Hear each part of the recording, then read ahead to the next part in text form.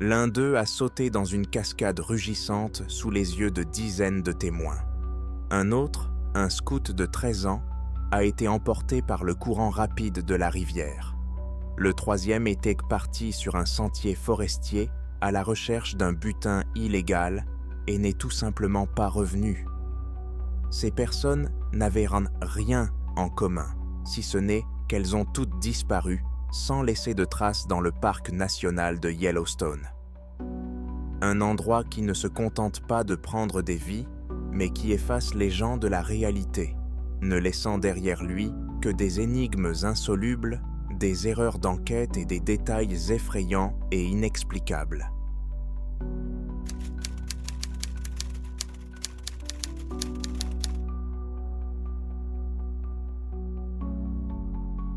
La cascade inférieure du parc de Yellowstone, c'est 94 mètres d'eau rugissante qui tombe dans le vide. Le 16 juin 2009, Nicholas Jeffrey Mostert s'est approché du bord de la plateforme d'observation et a sauté dans ce torrent. Des dizaines de personnes l'ont vu, mais ce qui s'est passé ensuite et la disparition totale de son corps ont transformé ce suicide en quelque chose de plus grave, ne laissant derrière eux que des questions et des détails étranges et inexplicables. Le Grand Canyon de Yellowstone est l'un des sites les plus impressionnants d'Amérique du Nord.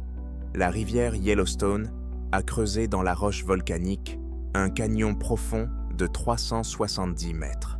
Ses parois jaunes, roses et oranges créent un paysage irréel. Ce canyon abrite deux grandes chutes d'eau, dont la plus célèbre est appelée la Lower Falls. Elle culmine à 94 mètres, soit près de 2 fois la hauteur des chutes du Niagara. Des plateformes d'observation construites au bord du canyon permettent aux litotouristes de s'approcher très près de ce phénomène naturel. L'une d'elles, appelée Lower Falls Edge, se trouve juste à l'endroit où la rivière se jette dans le vide. En juin, la rivière Yellowstone est à son apogée. La fonte des neiges dans les montagnes la remplit d'eau glacée. Le 16 juin 2009, le débit d'eau passant par la cascade était d'environ 170 mètres cubes par seconde. C'est une énorme masse d'eau qui se déplace à une vitesse incroyable. Le bruit de la cascade est assourdissant et l'air est rempli de poussière d'eau qui se dépose sur tout, rendant les pierres et les balustrades glissantes. Se trouver sur la plateforme d'observation, à ce moment-là, c'est sentir la vibration de la terre et la force primitive de la nature. Cet endroit attire et effraie à la fois. C'est précisément ce jour-là, le 16 juin, que Nicholas Jeffrey Mostert, 26 ans, originaire de Moorhead, dans le Minnesota, est arrivé dans le parc. On sait peu de choses sur sa vie avant ce jour-là. Il n'était pas recherché et n'avait pas d'ennemis apparents. Il est arrivé seul à Yellowstone. Vers midi, il se trouvait sur la plateforme d'observation près du bord de la Lower Falls. Il y avait beaucoup de touristes. Les gens prenaient des photos, filmaient et admiraient de la vue.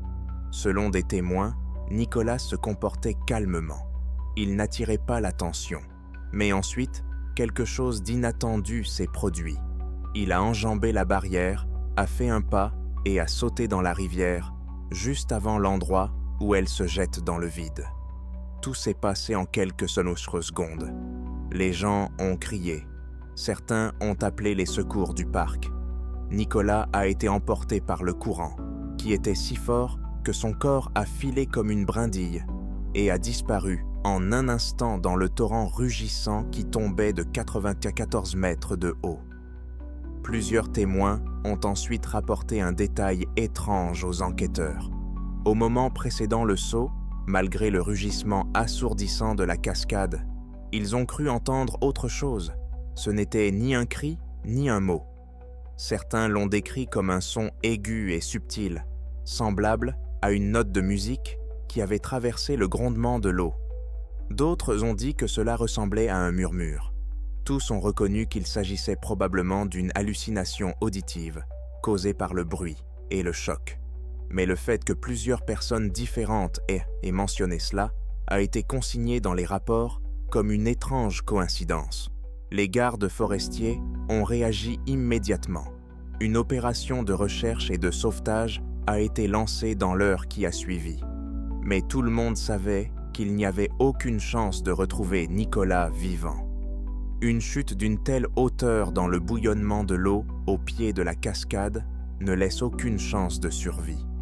L'objectif des recherches était de retrouver le corps. Descendre dans le canyon à cet endroit est une tâche extrêmement difficile et dangereuse. Les parois du canyon sont presque verticales et très fragiles. Les sauveteurs ont dû utiliser du matériel d'alpinisme pour descendre 300 mètres. Au pied de la cascade, l'eau bouillait littéralement sous la force de l'impact.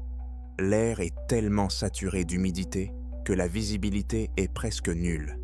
Il était extrêmement difficile de travailler dans ces conditions. Les sauveteurs ont commencé à ratisser la rivière en aval de la cascade. À environ 400 mètres du pied de la cascade, ils ont remarqué un petit tourbillon, un remous, où le courant n'était pas aussi fort. C'est là qu'ils ont fait leur première et dernière découverte. Sur un rocher, au bord de l'eau, se trouvaient les vêtements de Nicolas Mostert. Il s'agissait de sa veste et de sa chemise. Mais la façon dont elles étaient disposées a laissé les sauveteurs perplexes. Les vêtements étaient soigneusement pliés. Le courant, suffisamment fort pour briser des rondins, n'aurait pas pu les plier ainsi. On aurait dit que quelqu'un les avait sortis de l'eau et posés sur la pierre. Les Rangers ont inspecté minutieusement les lieux, mais n'ont trouvé aucune trace, ni humaine, ni animale. Ce fait était resté inexpliqué. Les recherches se poursuivirent pendant plusieurs jours. Des sauveteurs en bateau et des groupes à pied parcoururent des dizaines de kilomètres en aval. Ils inspectèrent chaque embâcle, chaque îlot, chaque courbe de la rive. Ils utilisèrent des jumelles et des télescopes pour scruter la rive opposée du canyon. Mais ils ne trouvèrent rien. Aucun autre effet personnel, aucune trace. Le corps de Nicolas Mostert avait tout simplement disparu. Au cours de l'enquête, les autorités du parc ont officiellement déclaré qu'elles considéraient cet incident comme un acte délibéré, un suicide. Des témoins avaient clairement vu qu'il avait sauté. Rien n'indiquait que quelqu'un l'avait poussé ou qu'il s'agissait d'un accident. Mais l'absence totale du corps a soulevé de nombreuses questions. La rivière Yellowstone emporte souvent des vies humaines, mais dans la plupart des cas, les corps finissent par être retrouvés, parfois après des semaines ou des mois, accrochés à des branches ou rejetés sur la rive loin en aval. Le corps de Nicolas n'est jamais réapparu. Cela a donné lieu à diverses théories. Certains pensaient que son corps avait pu être entraîné dans une grotte sous-marine ou une crevasse au pied de la cascade, d'où il serait impossible de le récupérer. D'autres, plus enclins au mysticisme, se souvenaient d'anciennes légendes sur le canyon. Pour les Amérindiens, Yellowstone a toujours été un lieu de pouvoir, où le monde des esprits est proche de celui des hommes. Ils se souvenaient d'histoires selon lesquelles l'eau pouvait emporter non seulement le corps, mais aussi l'esprit. Des détails étranges, comme le bruit inhabituel entendu par les témoins et les vêtements soigneusement pliés, ne faisaient qu'ajouter au mystère de cette affaire. La version officielle est restée simple et logique. Mais pour ceux qui connaissent les détails, l'histoire de Nicolas Mostert n'est pas simplement le récit d'un suicide. C'est l'histoire d'un homme qui a mis les pieds dans l'un des endroits les plus puissants de la planète et qui s'y est complètement dissous. Nicolas Jeffrey Mostert a été déclaré mort. Son corps n'a jamais été retrouvé. La cascade continue de rugir et chaque jour, des milliers de touristes contemplent sa puissance depuis le même belvédère, sans savoir que c'est ici même qu'un homme a fait un pas vers l'éternité et a disparu sans laisser de traces.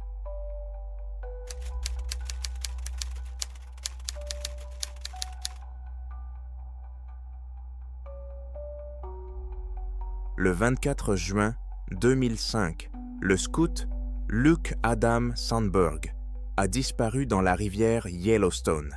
Il a été emporté par le courant sous les yeux de toute son équipe.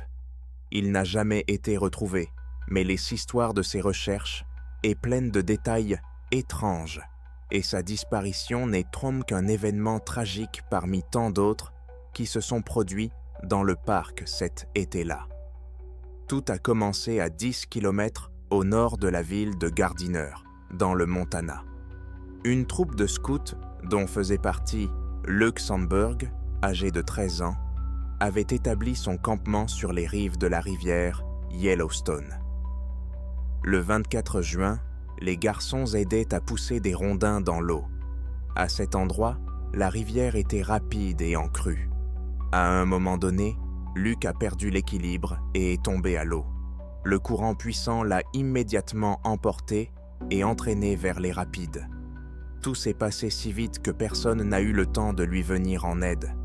L'alerte a immédiatement été donnée. Une opération de recherche à grande échelle a été lancée. Des sauveteurs, des bénévoles et d'autres scouts ont ratissé les berges de la rivière. Mais dès le début, les recherches y ont été marquées par des événements étranges.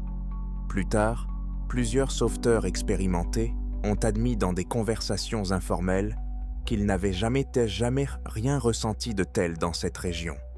Ils ont parlé d'un sentiment soudain, d'angoisse et de désorientation qui les avait envahis lorsqu'ils s'étaient approchés du lieu où Luke était tombé.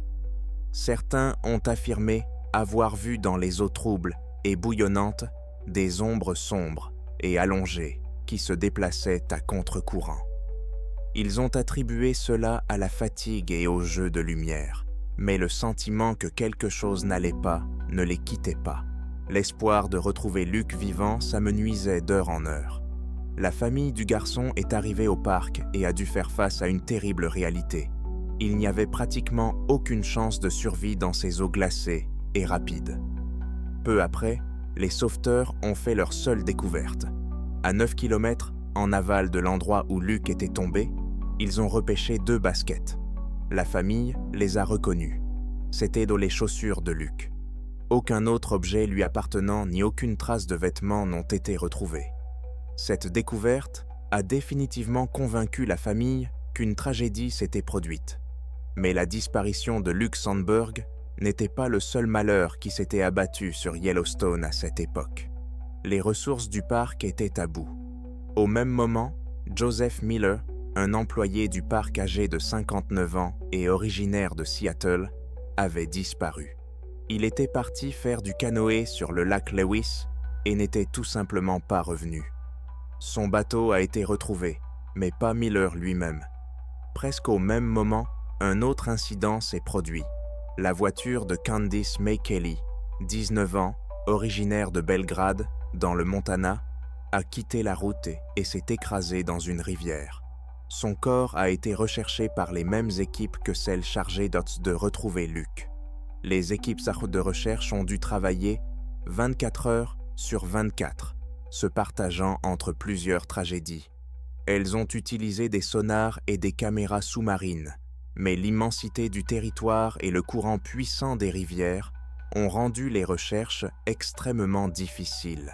Des rumeurs ont commencé à circuler dans le parc et les villes environnantes. On disait que cet été était sombre pour Yellowstone. Les anciens se souvenaient des anciennes légendes des tribus indigènes sur les esprits de la rivière qui, tous les quelques décennies, emportaient ceux qui lui manquaient de respect. Bien sûr, ce n'était que des superstitions, mais la série de morts et de disparitions mettait même les sceptiques mal à l'aise. Les ombres étranges dans l'eau, dont les sauveteurs parlaient à voix basse, et le sentiment général d'oppression qui régnait dans l'air ne faisait qu'alimenter ces conversations. Luke Adam Sandberg n'a jamais été retrouvé. Il est officiellement considéré comme noyé. Sa disparition est devenue un accident tragique, l'un des nombreux accidents qui ont marqué l'histoire du parc national. Mais pour ceux qui étaient cette histoire restera à jamais associé à un sentiment inexplicable d'angoisse et à une série d'événements sinistres qui ont transformé Yellowstone en un lieu de tragédie.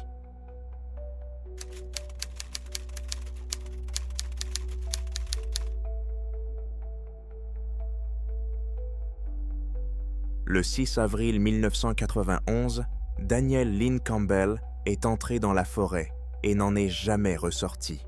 Il était parti récupérer des bois de serre qu'il avait illégalement prélevés et retrouver sa petite amie, mais il a tout simplement disparu. Les autorités ont supposé qu'il avait été tué ou qu'il avait mis en scène sa propre mort. Des années de plus tard, ses frères ont poursuivi le shérif en justice, affirmant que le corps de Daniel n'avait jamais été retrouvé en raison d'erreurs commises lors de l'enquête. Cette histoire a commencé dans le comté de Sweetgrass, dans le Montana, où vivait Daniel Campbell. Le 6 avril 1991, sa petite amie l'a conduit à l'entrée du sentier Hell Roaring Creek, dans le parc national de Yellowstone. Daniel avait un plan précis.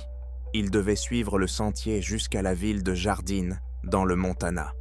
Le but de son voyage était une cachette où il avait dissimulé des bois de wapiti qu'il avait récoltés illégalement. Il devait ensuite retrouver sa petite amie. Mais il n'est jamais arrivé à Jardine.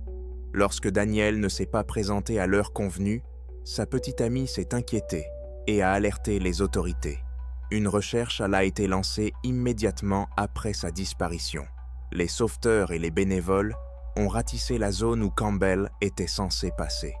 Ils n'ont trouvé aucune trace, ni de lui, ni de son équipement, ni aucun indice qui aurait pu éclairer sa situation. Les recherches initiales n'ont absolument rien donné. Dès le début, les autorités avaient deux hypothèses principales. La première était le meurtre. Daniel se livrait à la collecte illégale de cornes, une activité lucrative mais dangereuse.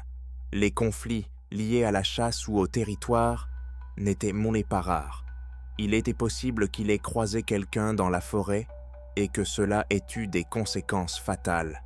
La deuxième hypothèse était que Campbell avait mis en scène sa propre mort. Il avait des problèmes financiers et sa disparition pouvait lui sembler un moyen facile de se sortir d'une situation difficile.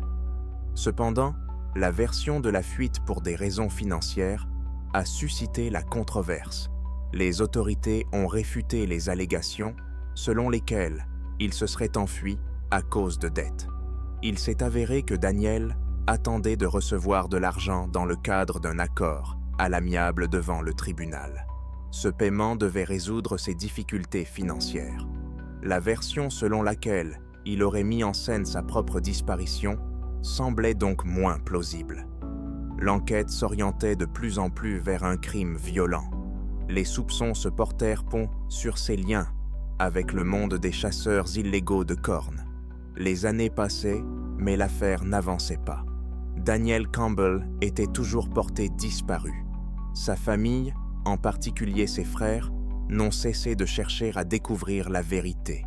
Ils étaient convaincus que la police n'avait pas fait tout ce qu'elle pouvait.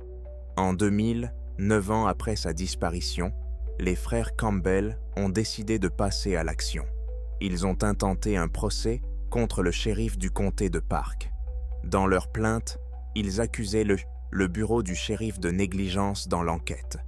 Les frères réclamaient une indemnisation de 100 000 $ pour chacun des frères survivants.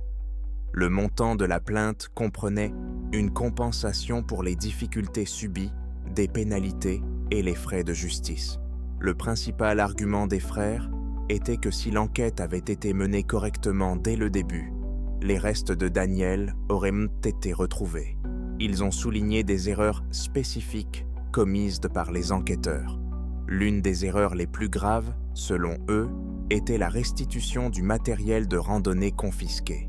Ce matériel avait été saisi auprès de chasseurs de cornes locaux peu après la disparition de Daniel.